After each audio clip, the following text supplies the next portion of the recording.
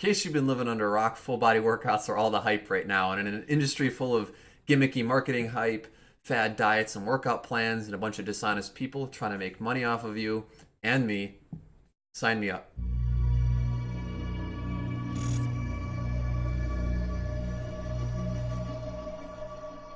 Okay, I'm just kidding. I needed to weigh in on the full body debate. It's been a hot topic nowadays, it seems like, in the fitness industry.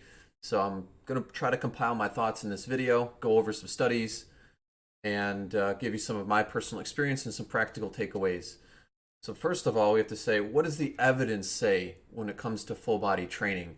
Rather than just relying on personal stories of success and personal experience, we want to see, is there some kind of an objective standard we can kind of measure our full body workout's going to be more optimal with respect to muscle building. Not going to look at strength or endurance, just want to focus mostly on muscle building for this video. All right, we got to define what we're talking about first. So full body workouts, kind of says it in the name, you're training your entire body. Where it can kind of become a bit more difficult or more nuanced maybe is, well, how frequently are we talking? Are we talking training your entire body once a week? Are we doing 3 full body sessions or 6 full body sessions? Some other questions that you're going to want to look at would be, how intense are we training each session? How much volume? Am I going to be able to recover from one session to another? And so a lot of the main questions I'm going to try to address in this video are going to center around those things. And so I'm going to go through about 5 questions now just to kind of think about while we're diving into some information.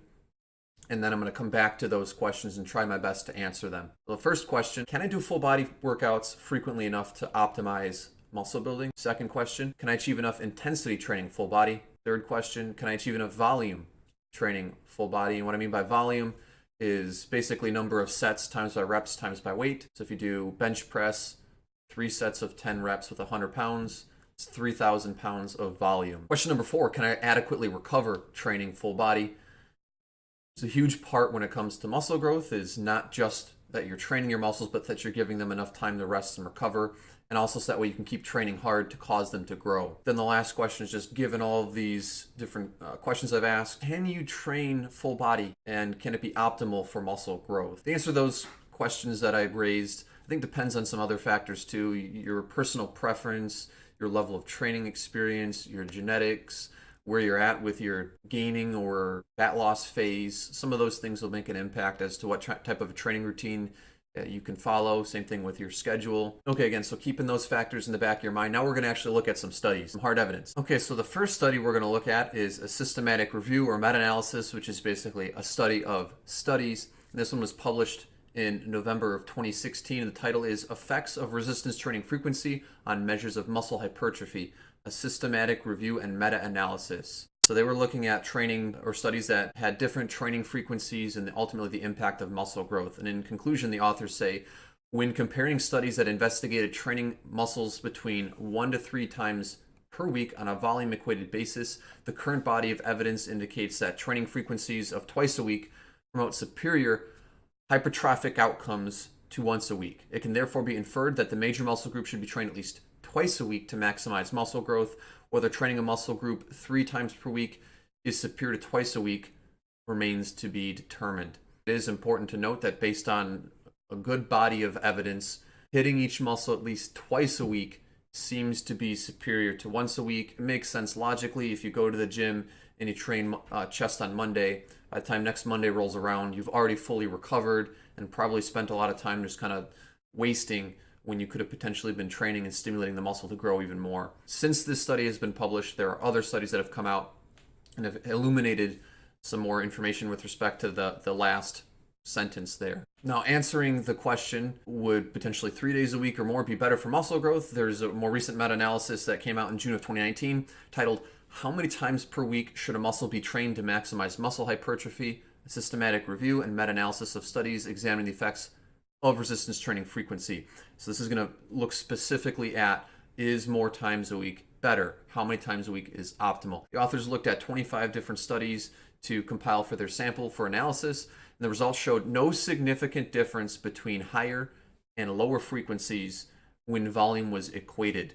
So provided that you're getting a certain minimum amount of volume in, training more frequently didn't seem to confer added benefit. There are more important variables, and one of the more important ones is training volume. Now, the authors also note Meta-regression analysis of non-volume equated studies showed a significant effect favoring higher frequencies, although the difference in magnitude of effect between frequencies of 1 and 3 plus days per week was modest. So they did see a difference between studies that didn't equate for volume and training frequency, assuming you're getting the amount of volume you need in, more days of the week is not necessarily better. Now, more to that point though, if doing more days per week allows you to get more volume in, that could potentially be an added benefit to full body training.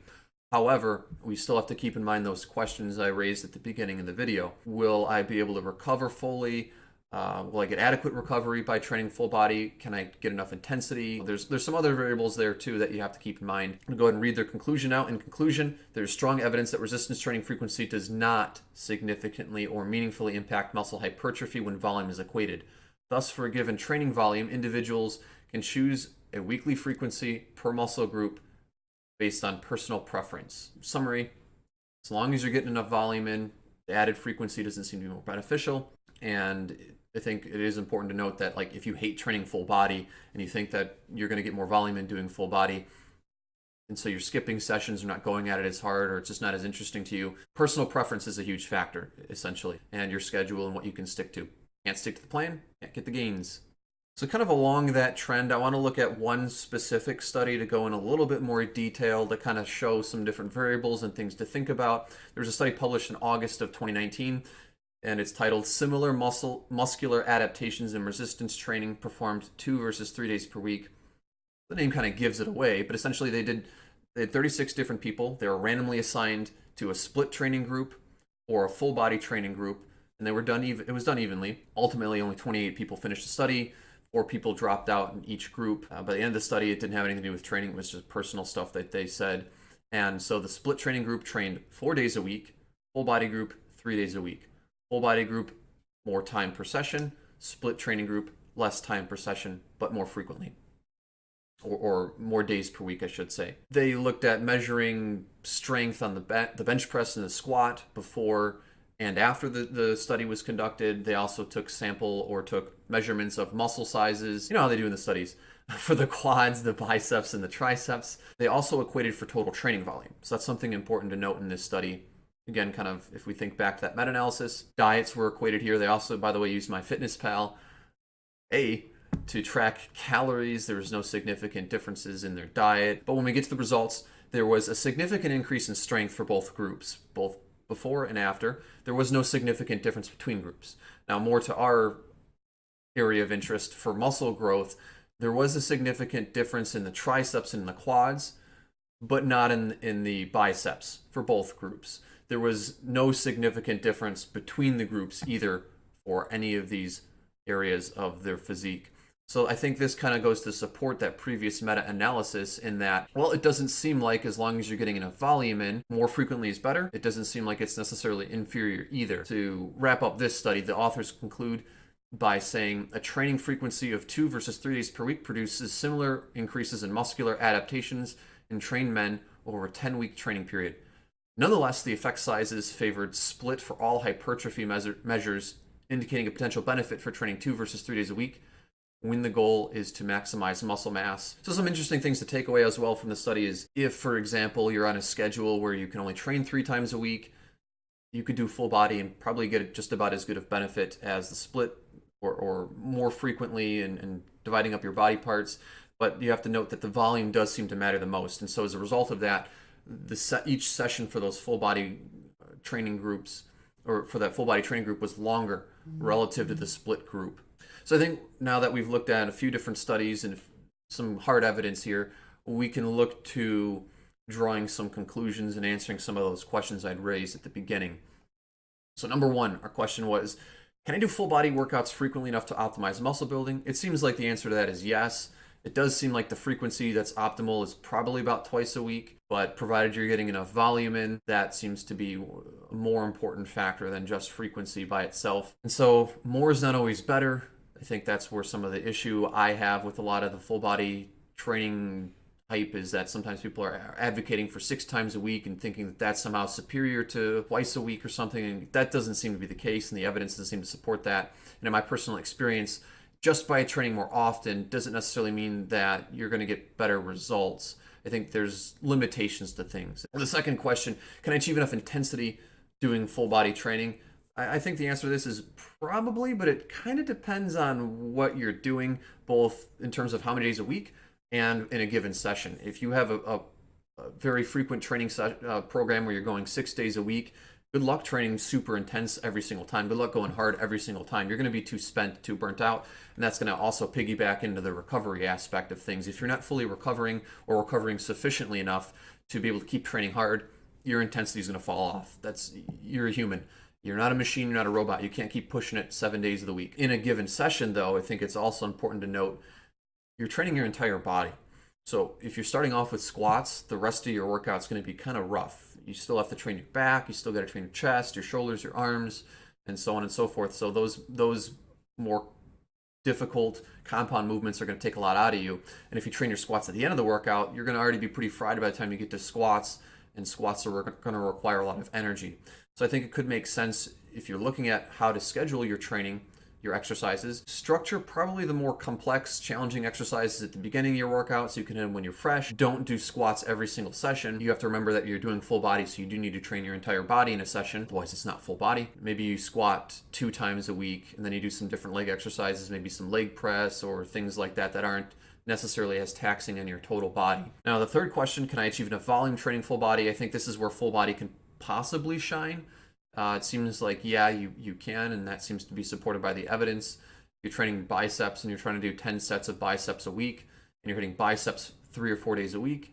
That's not that many sets a session, and so that seems pretty reasonable to get in. Now, point 4, can I adequately recover training full body?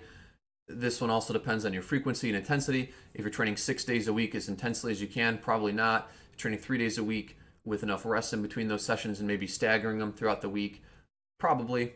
And then also too, maybe the intensity or certain exercises per session, as I mentioned with intensity. So if you're not squatting every single session. And then to conclude, given all of these variables, all these questions we kind of tried to answer here, can full body workouts be optimal for muscle building? I think the answer is sure, they can be. They're not superior, it doesn't seem like. I think it mostly is going to be up to you, what you prefer, what you like to do.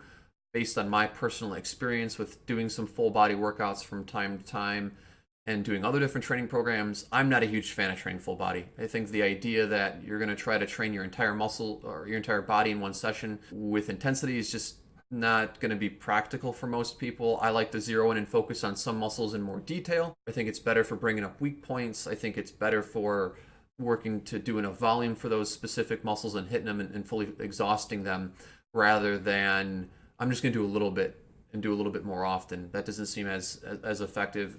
And I think your intensity is probably going to fall off when you're training more frequently like that. And you don't want that to happen, especially when you're someone who's more advanced with training. Intensity is pretty important. For beginners, I think full body workouts are phenomenal. For someone who's not necessarily only focused on maximizing how much muscle you can build, you're just kind of maybe a casual, you're trying to get some decent gains, you might not be at as much of a disadvantage doing full body 3 days a week versus a split a little bit more often. And so I think that could make sense depending on your schedule and your goals.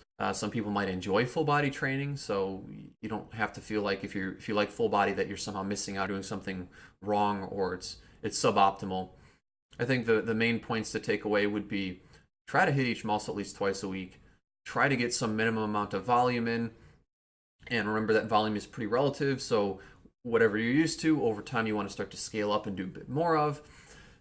Pick a program that you ultimately enjoy, like, and you can work in with your schedule. If you're forcing yourself to do something you hate, something that doesn't work with your schedule, hey, if you can't stick to the plan, it's not working. Be skeptical about a lot of the claims people make. There is some good research out there showing that it does have merit, but it's not magic. It's not going to solve all your problems, not going to cure cancer, not going to give you IFBB pro levels of muscle mass in and of itself, but it can be a very viable way to train and an enjoyable way to train for some people.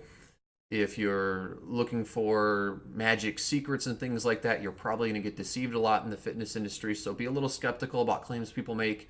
I like to always be more on the side of caution, being conservative with some of these new trends and fads, because I've seen a lot of them nowadays.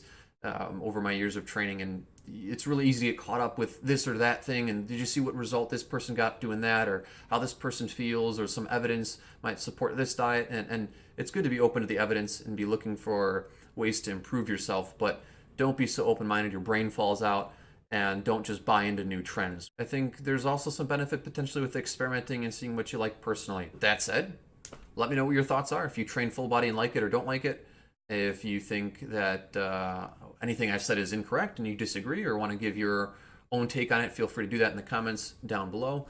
And feel free to subscribe if you enjoyed it. And I look forward to seeing you again next time. Good luck with your training, and let's make some gains.